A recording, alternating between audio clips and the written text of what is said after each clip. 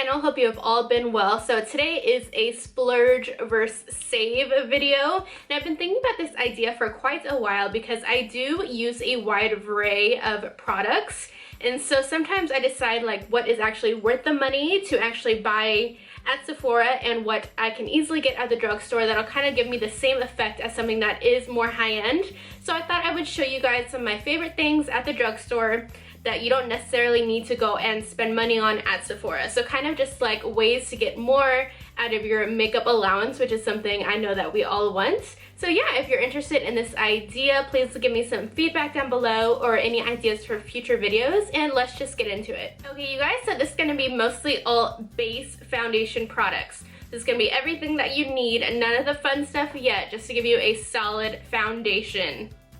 Is that a play on words? I think that was a play on words. But my first category is moisturizer. So I definitely think you should definitely spend some money and splurge and get the moisturizer that's perfect for your skin's needs.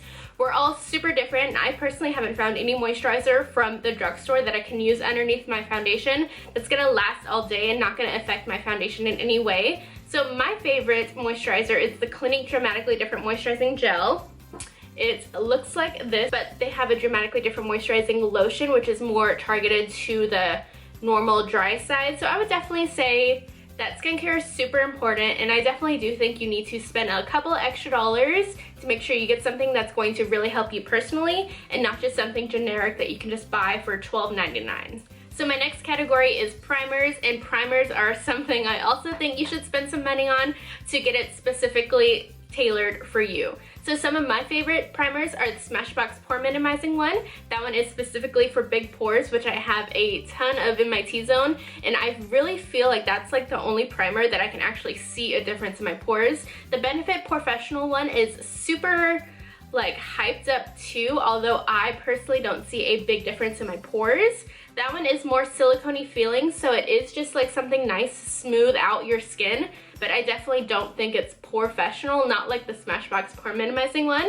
I know if you have dry skin, the Becca Backlight Primer is supposed to be super pretty, and I definitely just think primer is something that, like I said before, is very customizable to what you need specifically. So you can actually go on Sephora and then check off little boxes, whether you're like oily, dry, discoloration. You can check out all of those and it'll kind of filter the products for you.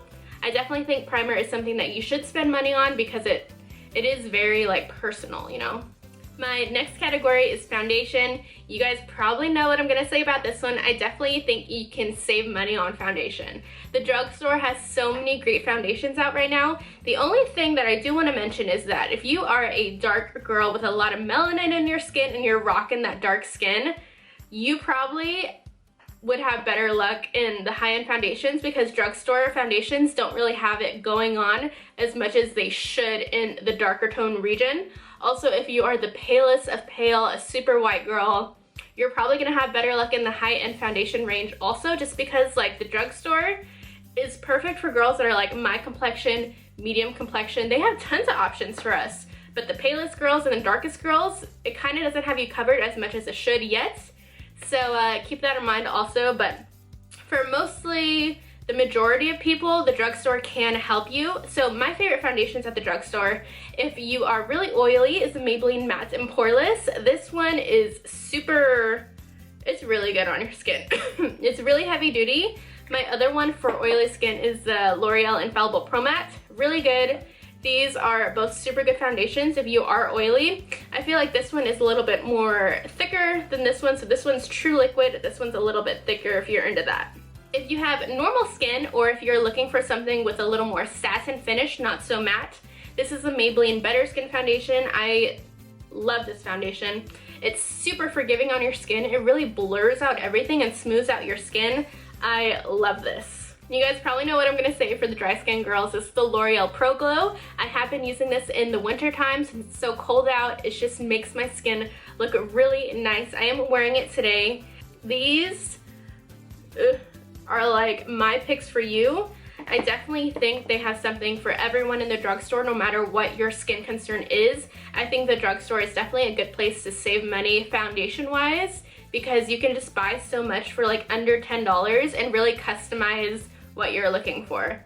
Like I think $40 foundations So I'm not saying that there aren't good foundations at Sephora, but I'm just saying when you think about like how much I love the Maybelline Better Skin Foundation, and for only $10, I just can't. Why would I spend $40 on a foundation that's not even blowing my mind? So some foundations are nice, but I definitely just don't think they're worth $50. Like if I'm spending $50 for foundation, I need you to transform my skin into something that I've never seen before.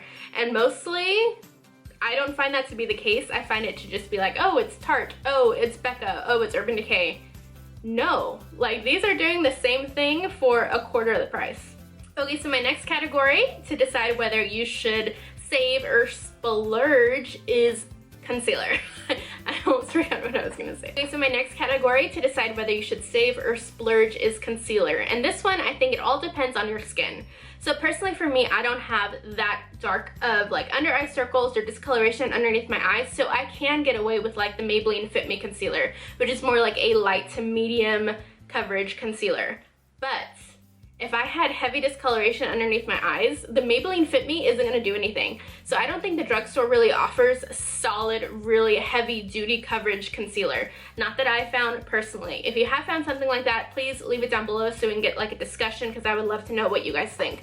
But if you're looking for something to like cover purple under eyes or really heavy acne like I do, I tend to splurge on those because I can't get anything at the drugstore that's really gonna be worth the money.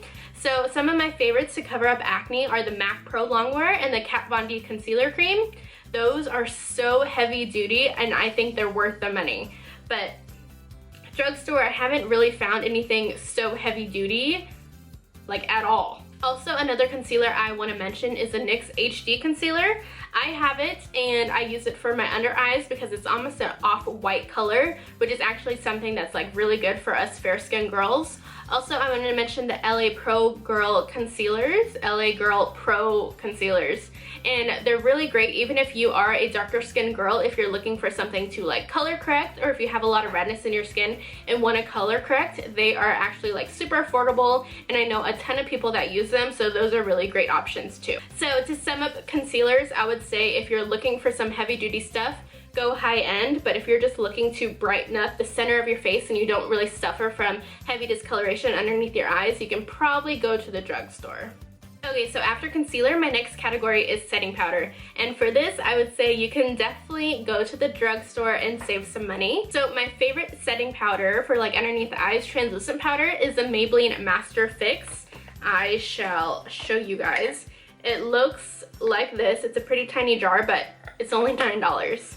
So why I love this is because I find that it does a super good job, but it doesn't leave you possibly looking cakey or overly dry, which is something that the Laura Mercier powder can easily do.